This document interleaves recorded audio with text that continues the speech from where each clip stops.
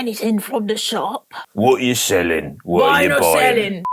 Hello everyone, welcome to Xbox On. I'm Bex and this is Henry. Today we are here to talk about just a few of the amazing games that released this year in 2023, and we want to hear from you guys as well. We're going to yappa for ages, but Henry, we want to hear from everyone. Yeah, we're going to be running some community posts on our YouTube page for you guys to vote for your first ever Xbox On Game of the Year. So keep your eyes peeled for that. Make sure you're subbed so that you can check out those posts and have your say. But Bex, I want to hear about a game that maybe has impressed you the most this year. Okay, I'll start.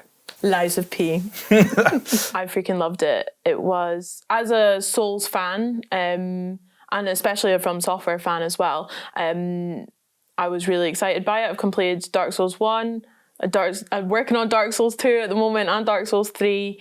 She just had to mention she played Dark Souls.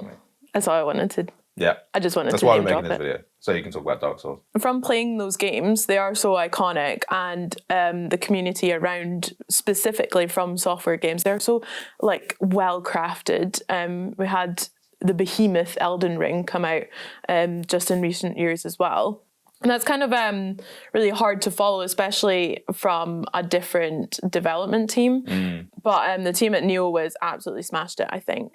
I think it was, to begin with, it was quite an underdog. Like, I remember Charleyy playing it at Gamescom last year. Yeah. And also speaking to the developers, I was apprehensive about it because that's when I had just completed Dark Souls 1, and so I was getting more into that world a little bit. It's hard coming up against developers like From Software who have a proven track record of crafting enormous amounts of lore and following through with it and just feeding that appetite that their fans have, I suppose, for the lore in Souls games, which is sometimes something people don't think of first as like, oh, that's actually really important. People think, oh, I play these games because they're really hard and I like to brag about the challenge of how I've completed it, and it's really important for me to take down these huge bosses and feel that relief when that's done. But actually, you talk to really hardcore Souls-like fans, and what's actually impressed upon them the most is the lore.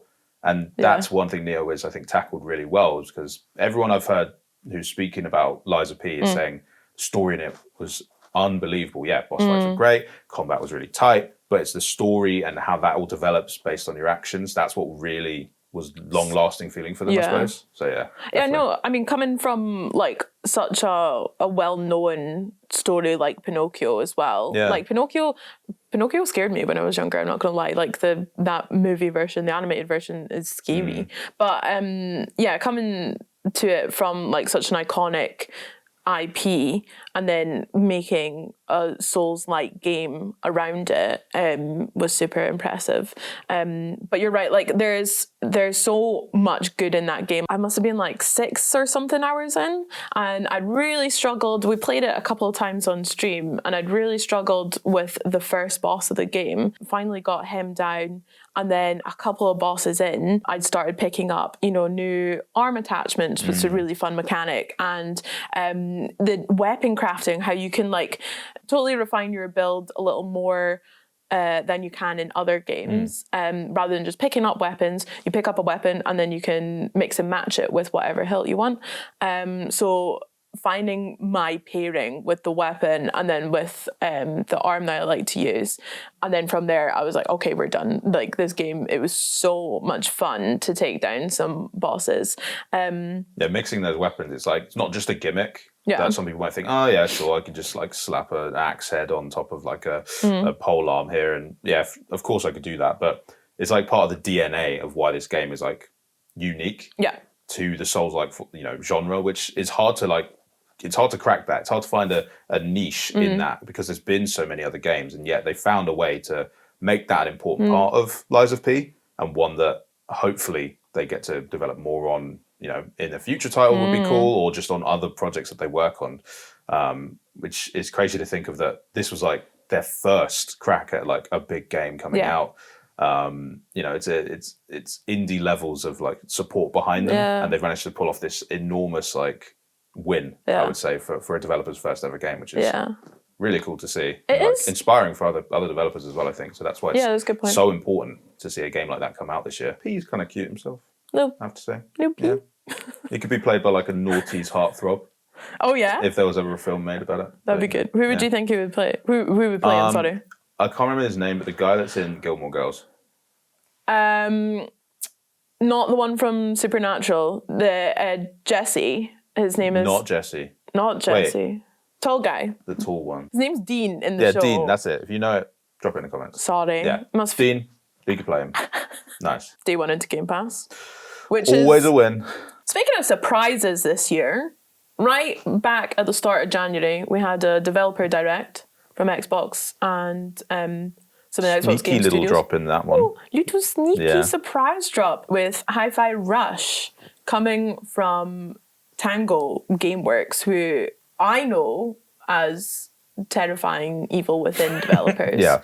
I've tried to play Evil Within and Evil Within 2. Evil Within 2 is like up there with one of the scariest. Yeah. A harrowing experience going through that. Yeah. Not what they decided to do for Hi-Fi Rush though. Totally different type of game altogether. Even just as soon as it appeared on screen, it's like, oh my god, splash of colors, like almost blinding how like saturated the game is. But it's like nailed that style completely of having those influences from, you know, anime, manga, superhero stuff. It's like all the cultural like memes thrown in as well, and it's just a delight. And I didn't know that the depraved minds at Tango could make a game like that, but they did, and everybody absolutely loved it. So we actually got to chat with the developers, or John Johannes, for the game director from Hi-Fi Rush at Tango, during a stream. And similarly to Liza P, it's pretty difficult at times, but only if you're trying to enhance your abilities in the game. So they decided, you know what, we want to make this game kind of difficult. It's a rhythm kind of beat 'em up, which sounds like a weird mashup of genres, but actually you're seeing rhythm games kind of collide into other game genres more often these days, which is pretty cool. I mean, we've seen it with games like Metal Hellsinger, which is a rhythm shooter, or you see it with kind of like platforming games. But now we get to see one that's a beat 'em up with an amazing soundtrack, which gets your toe tapping like you can't help whilst playing it, that you're like either bopping your head or like tapping your feet just to like stay in sync. Yeah. And the more you can do that, the better your combat is. And they were like, you know, we want to make there some kind of challenge so that the players who really pay attention to that, who are really skilled at keeping rhythm and coming up with amazing combos in sync, we're going to reward them with even like slicker combat, higher scores on the challenges as well. And they decided, you know what, we're going to keep it that way. You know, it is difficult to try and nail those high scores and like beat bosses without getting hit, because the game's rhythmic challenge is that in it of itself. It is a challenge. But if you can't manage to do that, if you're not maybe the most musically inclined person, then that's okay too. You can still complete the game by just being offbeat and sounding awful the whole time. And it's good. It means the game's way more accessible, but the people that pay attention to its core mechanics are getting even more out of it, which is great. But yeah, the soundtrack alone, I think, is reason enough to even think, yeah, this could make a Game of the Year shout. You know? But it's a lot of fun. If you haven't tried it, again, like I said, it's on Game Pass, and it's great stuff. It's a good one. Yeah. That stream, was that, it was you and Sam, wasn't it? Me and Sam, yeah. And it was John. And did you guys play, so you played Hi-Fi Rush and then you played Metal Hellsinger as well? That's sick. Yeah, it was fun. Were there any like moments with Sam? What did he do again? I think at that moment, Sam realized how difficult it is to play Hi-Fi Rush and also speak at the same time, because you're so laser focused on the game and trying to nail the rhythm that you don't have the mental capacity for anything else. Like you're never going to take damage. This game's so easy. And I was like, no, don't worry. Like as you die. Yeah, he was struggling to say the least. He's not in Warzone anymore. Yeah, but that just proves that it is difficult if you're trying to be like perfect at this game. It's tough. It's a good challenge. Try it. But speaking of hard games, one that was highly anticipated that I could talk forever about, but I think I'd like to hear a bit from you at least, is Star Wars Jedi Survivor, because it's always cool to see a sequel to a game that really does level up everything about the original game that you loved and then add in some extras. But yeah, what did you think about it? That holds a special place in my heart because John Boyega actually got one of my achievements for me. Was it a hard one? Yeah, actually, it was. He's a bit of a gamer then. John Boyega defeated the ninth sister. Is it the ninth? Bang! You done me. He did that boss fight for me. Fair play, John. So thanks, John. Well, you didn't need John to get all the achievements in this game, though, at least, because there was one you got that was a little tragic. No. Oh, Spammo! Bex! Report this stream. Report this stream. TOS. Oh, you got an achievement for it! Poor Spammel. It wasn't my fault. It's kind of your fault. They trusted you. The Spammel trusted you. I know who was driving the Spammel. Yeah, you're in it's control. Not my fault. Who designed them with those long legs? Well, that's just how they're made. That's just how they are. Who uses They can't that? help that. That's not a good horse. Well, rest in peace, little Spammel. And I just love Cal Kestis as a character. I think he's great. Like, there's a lot of time, like, I'll relate to, like, iconic video game characters, but, like, him especially, I don't know, like, I just really, really enjoyed, like, playing as him and his story and stuff. He was just a dude. Yeah. But he did really well. He did his best. He did his best. He lost his master, and he was out there alone, and he's just trying to be a good boy. And then he's gone on this transformative journey with the weight of the world on his shoulders, thinking, oh, I have to carry the Jedi into this next era. And then you get to see in Survivor, rugged Cal, grown up a bit, with a mullet if you Even want, better. with a mustache, like looking like 80s action hero. And it's cool to see him part of a new family that's like grown, and all of the character development that goes, you know, what they started in Fallen Order. It feels like the arc that all of them are on is just really interesting. And it's like we said again, this is a bit more of an action RPG, verging on Souls-like, you could say, in many aspects. But it's the lore and the story that really carries it. Yeah, the fights are fun, like fighting Rancors and Ogdos. Like, oh my gosh. some of the fights in this had me pulling my hair out. Bogdo. But immensely satisfying to beat the game, beat it on Grandmaster, get all the achievements, of course. All the collectibles. I did it all. Brag. Don't worry. Yeah, I could brag about Souls-like games too. Don't worry about that. Really well put together Star Wars story, which it kind of has to be first. Because if you make a Star Wars game, you kind of have to respect the IP to the point where you put a lot of effort into making sure this has to make sense. This has to be like lore accurate, of course, because people will freak out if it's not.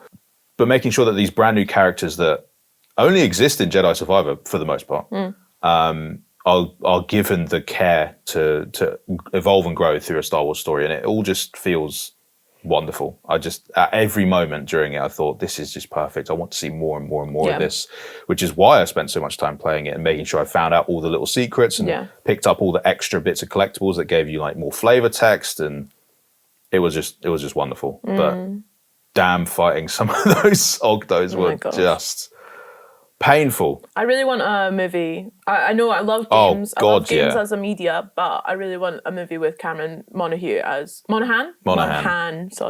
with Cameron Monaghan as Cal Kestis and like his story. 100%. I just want a Turgle movie. Okay, I'll take a Turgle animated series. I'll take a Turgle anything. I'll take a Turgle comic. Do you want to show your tattoo? I would, but it's. Oh. I'd have to remove my trousers. Oh, great! Not on YouTube. So not for this one. Henry, in my notes here, we're coming into like the horror genre section of the video, which I'm most excited about because I love horror games. So starting off with a game that's critically acclaimed, won some awards already, and is iconic to gaming in general. Yeah. Resident Evil 4 Remake. Stunning. Very stunning. Really good. Visually stunning. But also nice to see that they didn't just want to re-up all the graphics on the original. They also wanted to pay attention to adding in new features, which is really cool. What I loved about Resident Evil 2 was that it was pretty authentic to the original experience, but everything was just plussed up. But with 4, they've decided we kind of want to not necessarily reinvent the wheel, but you know, maybe pump the tires again, give them like a fresh lick of paint. So I haven't played too much of Resident Evil 4 Remake yet, but I know you have. So what's like, how's it feel to play that one? Have you played the original as well? So no, I never played the original. This was my first time playing it. Like you, it's so good. It's so good. Yeah. I loved Resi 2 and Leon especially. I loved He's the ultimate himbo? No. You don't think so? Not quite. You think he is? No. He's pretty himbo-ish. Yeah. In a good way. In a good way. Well, there's nothing bad about being a himbo. There's no bad side of being a himbo. Good news. I was really excited to play it coming in and not knowing any of the story really. I'd seen like, you know, iconic screenshots of your man with the big wig. I've forgotten his name now. And that's his name. Big wig. Big wig. Yeah. Merchant as well, obviously. one of the most iconic video game characters. So finally meet him was nice. It did scare me a bit, but he's creepy. Not as much as everything else. I don't think I'd buy something off someone on the street if they came up to me like that, to be honest. But I probably would. If you're trapped in a nondescript European town with loads of weird zombies and chainsaw men running around, then maybe you might buy some weird stuff from a guy in a shady trench coat. Why is he doing that? He's got a hood. Oh, I see. Yeah, you've got a hood. Oh, God. It doesn't have bear ears on it, but... What? Well, maybe if he did, then Leon would have bought more. Maybe.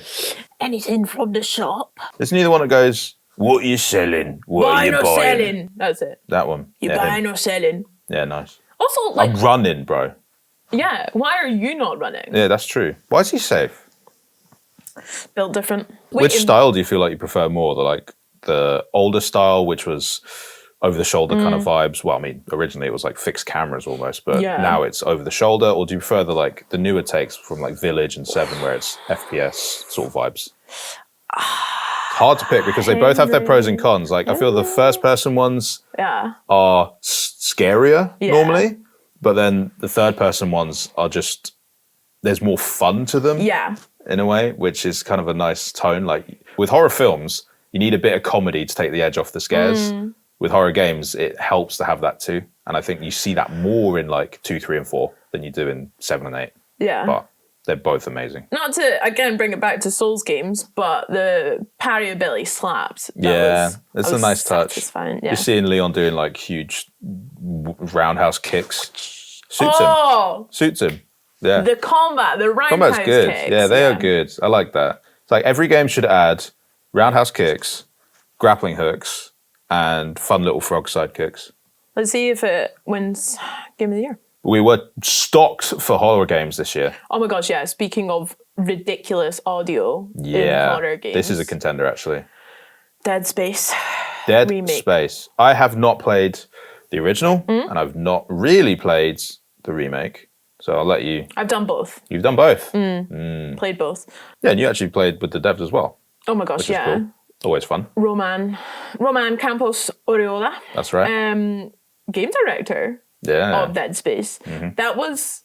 Okay, I have some sympathy for Sam now that I think about it, playing Hi-Fi Rush in front of the game director, because, oh my gosh, playing not only a game, but a horror game in front of... Try to keep your composure.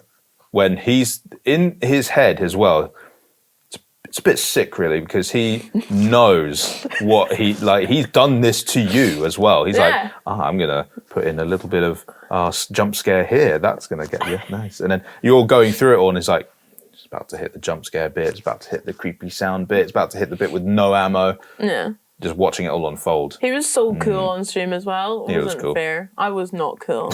My heart rate was through the roof. I don't blame you. It is, I mean, from what I watched of that stream and from what I've seen other people, when they're playing it online or just reviews, everyone has been saying like, damn, didn't realize it could be even scarier than the original. Because I think sometimes we look back at older games and we have a bit of rose tinted glasses. And people say Dead Space, the original, is still just as scary today. They leveled it up though. Oh, 100%. What I like about Dead Space is what you just said, that you never really feel... I never felt safe, like at one point on the ship, but the way it like unlocks new areas for you to explore, like throughout the story, feels really natural as you would like explore it and things like that. Alan Wake 2, which I think it's telling of a game. You know it's high quality when the game comes out, you start playing it and you're like, I should stop playing this and actually go back and play the others, like, because that's how important it is. You think, I need to pay like full respect to this game. It's deserving of all of my attention. I need to go back and play them. You're doing that right now, aren't you? I'm doing that right now. So I'm going back and playing Alan Wake Remastered. I'm gonna play Quantum Break. I'm gonna play Control, although I've played it all the way through already. And so good. It's all interlinked now, and it's such a cool like connected universe of games. I'm like, to really enjoy Alan Wake 2, I think it's worth my time playing the old ones. So, but from what I have played, it's again a game that has just absolutely just killed it on audio and lighting.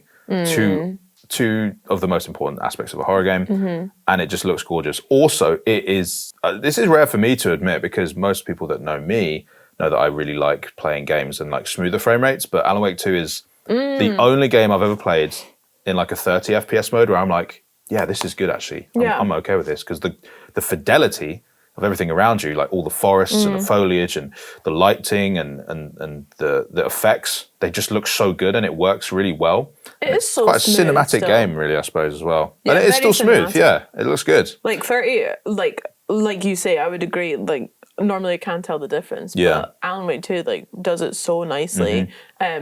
In quality mode as well as performance, but quality mode slaps. It's something I think Remedy's just gotten very good at, and I think they are kind of like the gold standard is doing like mixed media games where you have in-game, in-engine stuff mixed with camera stuff as well. Like they did it really well in Quantum Break. It wasn't quite blended, but they were like, let's do like a TV show alongside the game. Quite cool. Fun concept. Control, they started merging them together. So you had parts of it that were shot with a camera. In Alan Wake 2, they've like fully committed, like we're going to do both. We're going to have some bits that are just camera stuff, some bits that are blending camera stuff into the game engine. It's just really masterfully executed. Like they had a vision for it, and I think they just nailed it. I think it's such a cool universe. Like you kind of touched on it, like playing all of those games, like to really soak everything in. It's such a cool like story to it, and also just really unique. Like I'm playing Control for the first time just now, and because I'm playing Alan Wake 2 at the same time, like in tandem, I pick up on like lines of dialogue that are the same but like in different contexts, which is really cool. We stream over on Twitch, and we've been super blessed to like get a lot of devs on to speak about their games. The Ghost Runner 2 guys spoke about it, like how the challenges about making a sequel, and I think you touched on it so well there, is like the guys at Remedy smash it like throughout this interconnectivity of games. Even like the Dead Space remaster, like that is such an iconic game. Like how do you do that justice while also like still injecting like something new to it? And I think we've had so many good examples this year of games like that. It's really rare to have a sequel come out that is amazing in its own right, but also elevates the original too and makes you love it and respect it even more. And Alan Wake's done that with Control, and it's done it with Alan Wake, the original. That's like unheard of feat for a sequel to do wonders for its entire universe. Not so much a sequel, but I guess a major add-on as well as like refresh to the game. Cyberpunk Phantom Liberty. I know about the bomb ticking in your head, and I can save your life. What's the catch? I've always loved Cyberpunk. You have? I've always loved it from when it originally came out. But I'm not oblivious that it had some issues, and it was also teething issues, an enormous weight upon their team to, you don't have many developers out there that have the caliber of quality like CD Projekt Red and have released games like The Witcher 3, which everyone just loves. It's released to so much fanfare, and then to also release expansions for a game that everyone's like, oh my God, these are so good, they could be their own game. And so, there was a lot of pressure on them for Cyberpunk. It was in development for a really long time. And the state of the game now, I think if this game was to release as is right now, currently with 2.1, it would win every award for anything, because it's just unbelievable. But then you add on the fact that it's also the expansion, Phantom Liberty, brand new like story, spy thriller, blockbuster kind of action set in that amazing locale of Night City, and just adding upon the systems that, like you said, with the 2.0 update and now the 2.1 update, it totally revamped the experience, and to the point where I actually restarted Cyberpunk. I've played it through like 3 times already, and I thought, you know what, for Phantom Liberty, I'm going to start over again, because everything's kind of different now. It's kind of changed. They have really elevated and also doubled down on the importance of paying attention to your cyberware. I haven't played enough of Phantom Liberty, to be honest, to be able to say how much I love it. But from what I have played, the tone of it is perfect for like a spy thriller that's got, new characters being brought in that you're somewhat dubious of, but you're kind of forced to rely on and forced to trust because they potentially have an answer that could save your life. as well as the fact that you're being asked to save the president is like such an 80s kind of movie theme. True. It's like, oh, the president's in trouble. You need to save him. It's like, oh, okay, I guess I better do my bit. It's great though. The writing's great. Yeah. The performances are amazing. Somi, Songbird, and also Idris, who plays Solomon Reed, both absolutely nailed the roles. I love how you just called him Idris, by the way. Idris, my man Idris, yeah. It just settles you into this incredible story that you now feel like, if you play Cyberpunk now, you genuinely feel like you are impacting the world of Night City. You feel like, yeah, I'm part of this. It's just much more of a connected experience for a player, which I think is important for an RPG, 100%. And it's something that they're really good at anyway, because they've proven that with The Witcher. Heck yeah. So it makes sense that they could prove it with Cyberpunk. Henry, I want to know, though, would you rather live in Night City or, say, like, Los Santos? They're both kind of messed up. I feel like I'd survive longer in Los Santos. Really? Survive, yeah. Not thrive necessarily. Night City's just really cool, though. I recently rewatched both the Blade Runner films, and like, even though it's really kind of depressing, it's also just kind of cool. Like those dystopian futures where it's all foggy and like you can get some noodles on the side there, and like, I don't know, everyone's wearing cool outfits, and it's just chroma it's kind of fun. Yeah, it's just neon, and I don't know, it's kind of fun. Yeah, I'd give it a go. Henry, we've spoken loads about like some massive AAA kind of titles, blockbusters that have come this year. We would be remiss to not speak about some indie titles, especially some fantastic ones. The year of the indie. Yeah. I feel like every year is the year of the indie, because indie games are so good every year. But this year just felt like it was firing on all cylinders. Like in every genre, at every moment, you could see an indie game just delivering quality. There were a couple that hit Game Pass in particular that really stood out to me. Yeah. One was Cocoon, an amazing puzzle game. Just like really inventive. Like the puzzles in it weren't necessarily really difficult. Yeah. And yet, because of how smart the mechanic of being able to like carry the world on your back and pop it down, you can jump back into that world, and you can hide other worlds within those worlds that you might need to take it back out with you. It just makes you think so laterally about so many of the puzzles, when you might miss out on actually sometimes the simplest answer is the one to go with. And also just visually it was quite gorgeous as well. Like loads of little like bug people that you're fighting against. And something that you don't often see in puzzle games is that it did feature some cool boss battles too, which again, you sort of had to think about, right, what are the skills that I've learned about, or what's the behavior of the world that I've just found this boss in? Remembering that and integrating it within the boss battles to overcome them. Really, really clever game. And then the other one that really grabbed my attention was Sea of Stars. Oh, yeah. Which, it might sound bad to say, but if this game came out in like the late 90s, it would have absolutely decimated games like Chrono Trigger, Final Fantasy. It would have wiped the floor with them because, yes, it's heavily inspired by that era of JRPG, having a party system and using turn-based combat, but also using like timing within fights to try and elevate your attacks. Those are things we've seen before in other games, but the way that this team made it happen, it's just so polished. Yeah. That it's like a faultless game, in my opinion. Big talk from Gotta Be Henry. Well, I mean, it's just a gorgeous, gorgeous experience. I played it on the ROG Ally. Oh, sick. And the screen on that was really great for just seeing how rich the colours were. And yes, I know, for some people, they don't like seeing 16-bit games or 8-bit games. They think, oh, I like to see realistic graphics.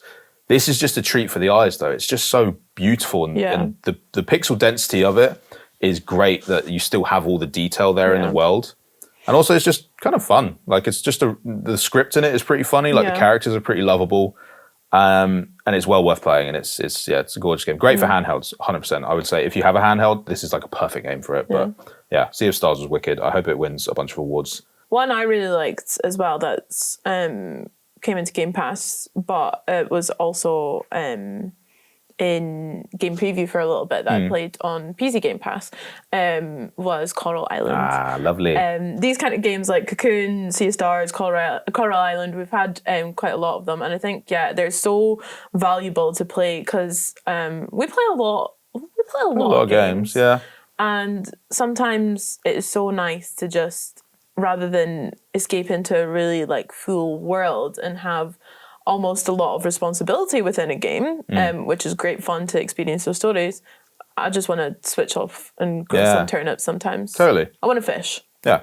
Something not so fun, though, is the immense trip to hell that we took with Diablo IV, which is a sort of horror-themed game, but I'll be honest, I, as someone who had never really played a Diablo game, didn't have too many expectations for it, but man, Blizzard know how to make a really, really good-looking game. Yeah. Like, I know it's odd maybe sometimes to have the camera way back and you can see like the whole scenery in like an isometric kind of view, but they packed it so full of detail.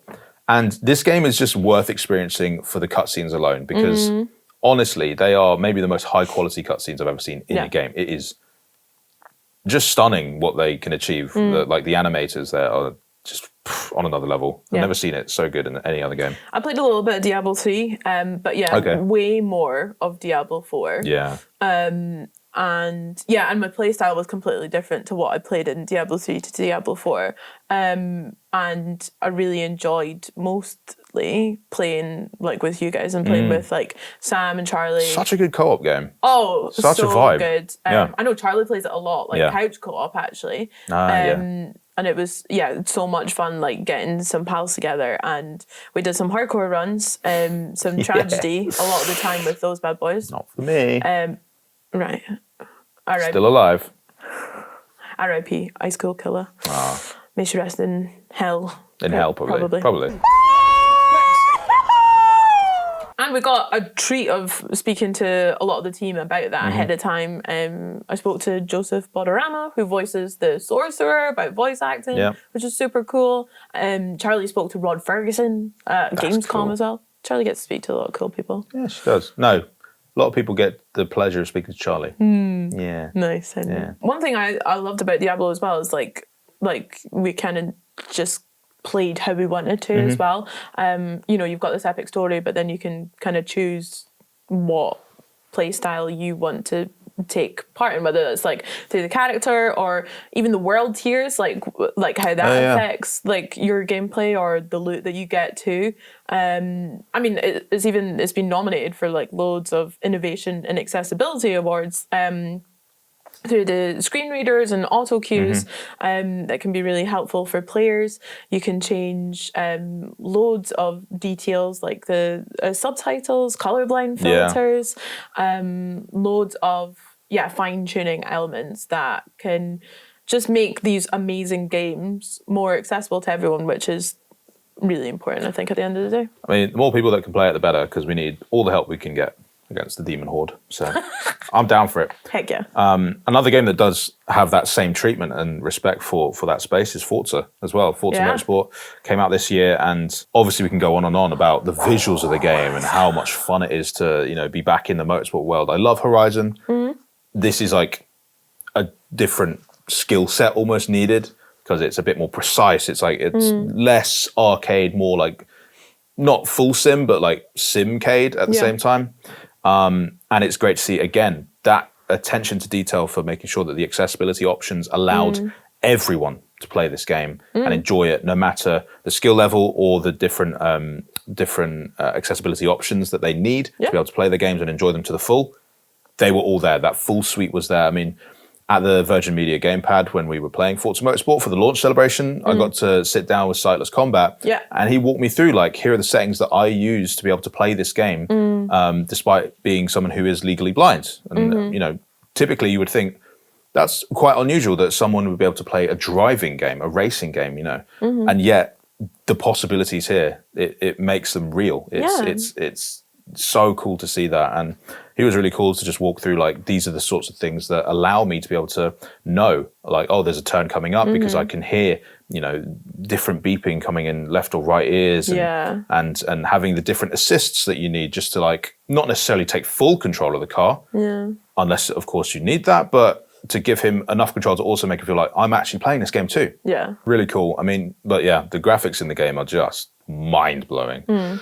I think it is the first Xbox game, like racing game, to release that had like full ray tracing on track whilst you're racing as well, which is just as you're moving at like 120 miles per hour. It's crazy, and like at 60 FPS, like that's the mode I usually like to play in. Is the ray tracing performance mode. Yes. And it's beautiful. So beautiful. But it's also smooth FPS, which is something I think is really important in a racing game, so you can make those quick decisions and you can react a bit better. But it's just nice to see all the reflections in the bonnets, and when the rain and the fog is just coming down, like, it looks great. There's so much, like you say, care in like showing across the full game. From the way it looks, from the way it sounds, from the way the cars sound, from the way the cars feel to drive. And yeah, I think you're right. The pinnacle of that is the accessibility features. Because like you say, and like the Sightless Combat showed us, there is so much that you can change to make it your preferred experience or your needed experience, which is a beautiful thing. So well done to them. But it wouldn't be a Game of the Year video if we didn't talk about Starfield. Henry, what's your game? I love Starfield so much. What's your Game of the Year? My Game of the Year is Starfield. My Game of the Year is Starfield because I've been waiting for a game like this my whole life. Stop. To be honest, like, you're gonna get me emotional. Well, it's true. It's like there's always these amazing experiences in games. You know, Bethesda obviously craft brilliant RPGs. I love Fallout, but then I see other games that execute other areas that I love the most as well, like exploration games. No Man's Sky, for example, does great at space exploration. Then there are other games that do really well at character building and dialogue and RPG choices. This is the game that I've been waiting for, where they've just combined every aspect of something that I've wanted in a game, and it's perfect. It's perfect. Perfect game. Perfect. I absolutely love it. We've played many hours of it between the whole team, I guess. But us too. And I think, like you say, it was so many years coming. And as a massive Bethesda fan, but not so much as sci-fi Star Wars, like galactic astronaut sort of vibe. That's not really my bag. I'm more like high fantasy. But coming into that world, I didn't feel like that was by any means like negating my experience of Starfield. It didn't matter. It was its own world in its own right. It wasn't, I couldn't put it in a box. It was so beautiful, and I think what I loved most about it was like it was such a solitary, like, nice experience to explore that story however I wanted as well. But then we'd come and talk about it, and you'd done something like completely different to me. Totally different. And I'd be like, oh my gosh, the world was so full, and it is so endlessly exciting to explore as well. Yeah. There are still people who are playing through Starfield and experiencing things months after it's come out that I didn't even know were possible in the game. Like, going through New Game Plus a certain amount of times and just I don't want to spoil anything for anyone, but it is just wonderful how much, like, being in the knowledge that there's probably still Starfield things that haven't been uncovered is somewhat scary, but also just quite reassuring that this is the game that I've always waited for, because it is so, you're right, endless in its discoverability and the stories that you have the potential to make for yourself. We finished with your Game of the Year. Started with mine. Oh yeah, I'm saying it. Liza P. Liza P That's is yours? my Game of the Year 2023. Well, don't forget that we need to hear from you guys as well in the community posts about what your Xbox On Game of the Year is going to be. There's going to be votes throughout the next couple of weeks, so make sure you're subscribed. Make sure you're checking out the community pages every day to look for new polls so that you can decide which is going to be the Game of the Year. And I want to hear as well, what game are you most looking forward to next year? But yeah, that's it from us today. Don't forget to subscribe, and as well, hit the like button, and we'll see you in the next video. Bye. Bye.